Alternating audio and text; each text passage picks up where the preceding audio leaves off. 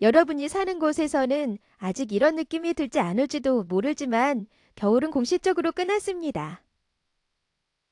오늘은 충분히다. 북반구의 공식적인 봄의 첫날이자 새들의 소리를 듣고 꽃 냄새를 맡고 태양으로부터 점점 더 따뜻해지는 것을 느끼는 신이 되다. 다음은 하루의 속도를 높이고 하루를 시작하기 위해 알아야 할 사항입니다. 다음은 하루의 속도를 높이고 실행하기 위해 알아야 할 다른 사항입니다. 시에는 5가지 사항은 내일 받은 편지함으로 배달될 수 있습니다. 여기에 등록하십시오. 시진핑 중국 국가주석이 오늘 모스크바를 방문해 블라디미르 푸틴 러시아 대통령과 회담을 갖는데 이 회담은 정치적 의미가 함축된 정상회담으로 전 세계가 이를 예의주시하게 될 것입니다. 그의 방문은 지난 주말 러시아가 점령한 마리우폴에 도전적인 푸틴 대통령이 깜짝 등장한 후 이루어졌는데 이는 지난 1년간 러시아와 우크라이나 간의 분쟁에서 그의 군대에 의해 점령된 영토를 처음으로 방문한 것이다. 한편 인도네시아의 유명 선발리는 러시아가 2022년 2월 우크라이나를 침공한 이후 전쟁의 참상에서 벗어난 수천 명의 러시아인과 우크라이나인들을 끌어들였다. 그러나 분쟁에서 탈출한 사람들에게는 천국에 문제가 있다. 발리 당국은 지난주 나쁜 행동과 방문객들이 비자를 초과하여 체류하고 미용사, 관광 가이드, 택시 운전사로 불법적으로 일하는 것을 이유로 러시아인과 우크라이나인에 대한 인도네시아의 입국 비자 정책을 중단할 것을 요구했다. 에린 브래그 맨해튼 지방검사는 도널드 트럼프 전 대통령이 성인 영화배우 스토미 데니얼스에게 입막음용 돈을 지급한 혐의를 수사하고 있기 때문에 그의 사무실이 협박이나 위협을 용납하지 않을 것이라고 직원들에게 장담했다. 브래그는 직원들에게 보낸 이메일에서 자신의 사무실이 모든 신뢰할 수 있는 위협이 조사되도록 뉴욕 경찰국 및 다른 법 집행기관과 조정하고 있다고 말했다. 그의 이메일은 트럼프 대통령이 지난 주말 소셜미디어의 수사와 관련해 화요일 체포될 것으로 예상한다는 내용의 글을 올린 데 따른 것이다.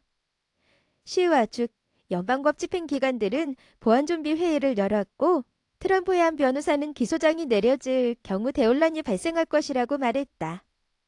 한편 마이크 펜스 전 부통령은 트럼프에 대한 어떠한 전제적 기소도 정치적으로 기소된 것이라고 묘사하면서 그것은 미국 국민들이 싶어하는 것이 아니다라고 말했다. 캘리포니아가 강력한 폭풍과 파괴적인 홍수의 맹공격으로 휘청거리고 있는 가운데 제12겹의 강이 이번 주에 또다시 폭설과 비를 몰고 올 것이다.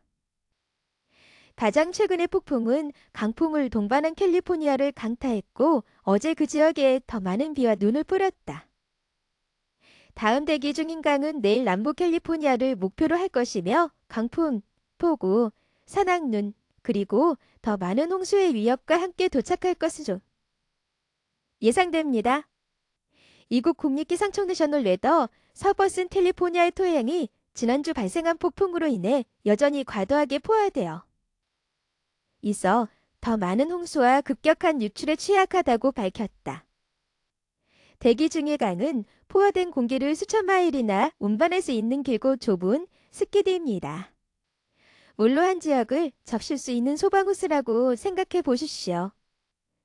하지만 긍정적인 측면이 있습니다.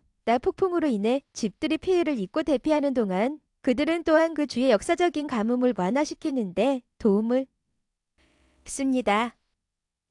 글로벌 은행들은 2008년 이후 최악의 한 주를 보냈고 고객들은 공경에 처한 대형은행 크레디트 스위스가 일요일 UBS에 인수된 후 다음 주는 무엇인지 궁금해하고 있다. 전문가들은 앞으로 2주일간 변동성이 확대될 것으로 보고 있지만 15년 전과 같은 글로벌 금융위기가 반복되는 것은 아니라고 말한다. 미국 연방준비제 도의사 FRB를 비롯한 몇몇 주요 중앙은행들은 지난밤 가계와 기업에 대한 신용대출을 유지하기 위해 글로벌 금융 시스템을 통해 달러의 흐름을 활성화하기 위한 공동 노력을 발표했다.